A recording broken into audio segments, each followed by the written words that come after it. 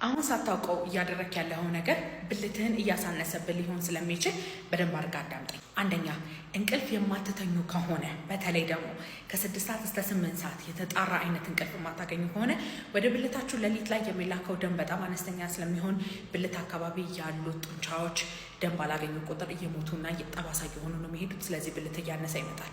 ሲጋራ የምታጨስ ከሆነና መጠጥ የምትጠጣ ከሆነ ብልት እያነሰ ይመጣል። ክብደት በጣም እየጨመርክ ከሆነ ብልት እያነሰ ይመጣል።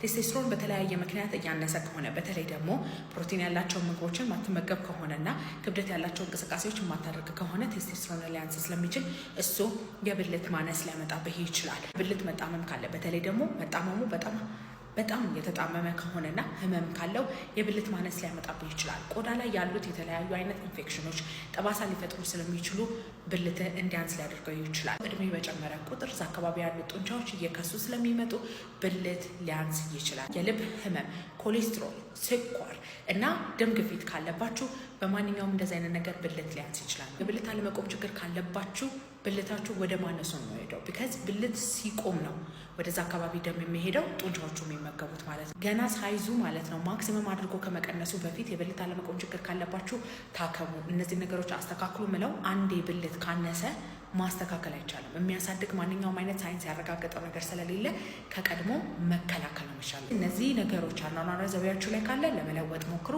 የብልት አለመቆም ችግር ካለባችሁ ደግሞ ብልት ማሳነስ ሳይመጣ በፊት አሁኑኑ ደም ስር ላይ፣ ሆርሞን ላይ፣ ነርቭ ላይ ያሉ ችግሮችን ማሳከም አለባችሁ ማለት ነው።